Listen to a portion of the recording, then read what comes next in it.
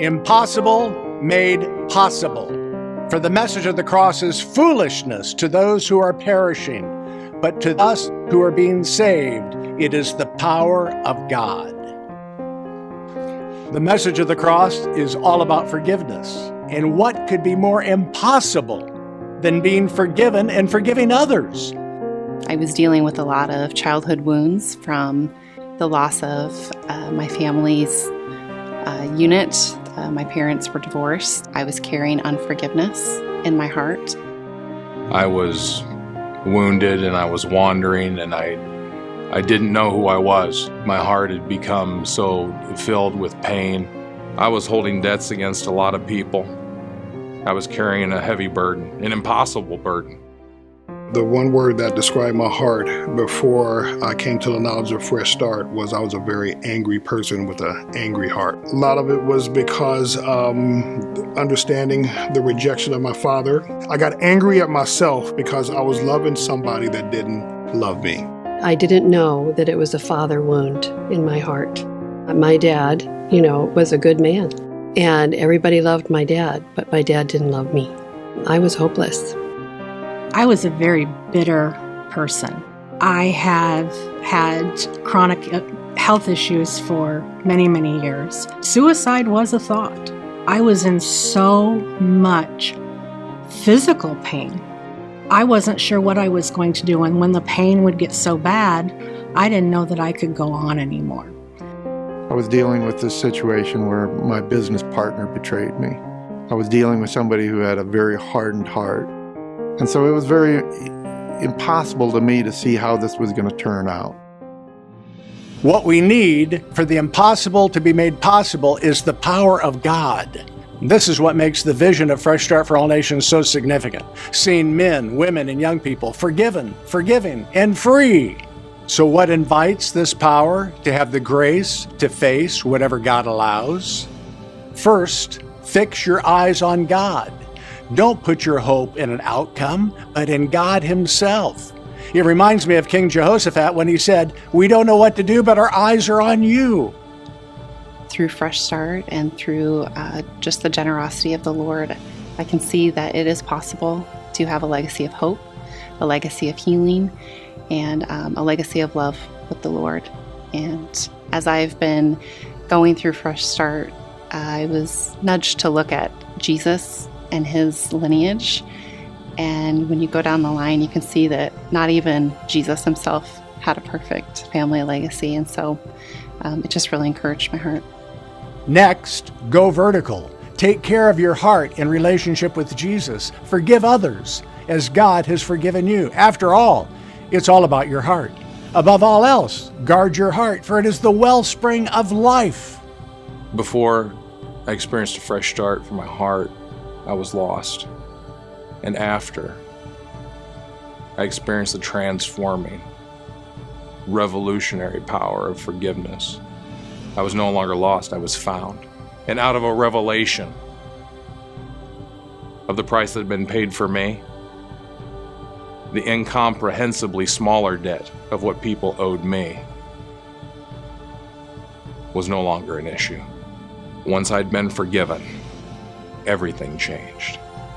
Then put your trust in Him. Put your confidence in the King, not trust in trust, faith in faith, hope in hope, hanging on by a thread, hoping for the best. Trust in Him at all times. Pour out your heart before Him. God is our refuge.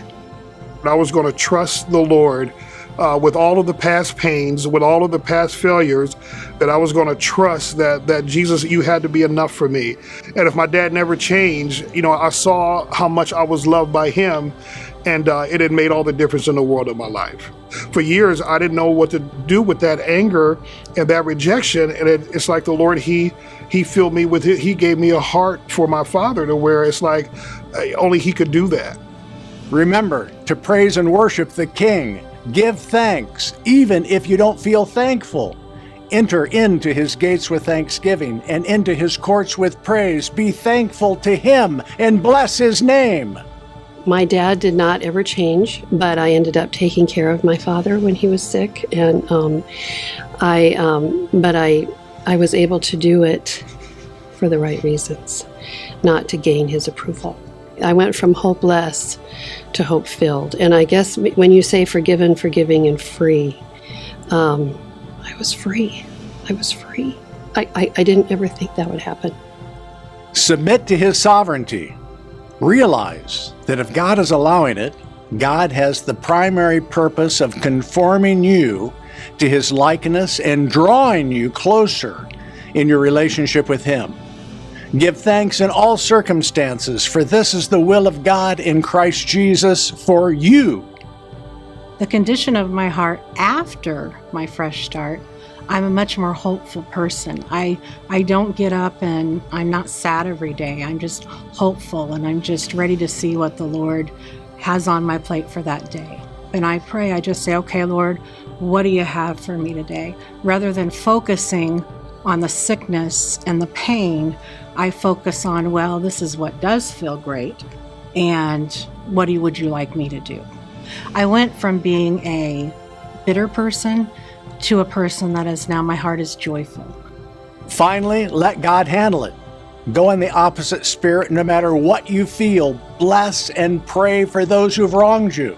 It reminds me of 1 Peter 2:23. Speaking of Jesus, he did not retaliate when he was insulted, nor threaten revenge when he suffered.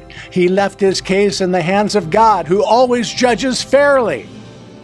The principles that I have adopted, I was able to walk through this whole process and still have peace, not concerned with the resolution of the outcome, but knowing that God had control of the situation. Even though I didn't, and I couldn't see how it was going to work out, I still had peace. And so I went from a situation where most people look at me and say, how could you do this? How could you walk through that without wanting to take revenge on your partner? To a situation where I was able to walk through it and have peace throughout the whole process.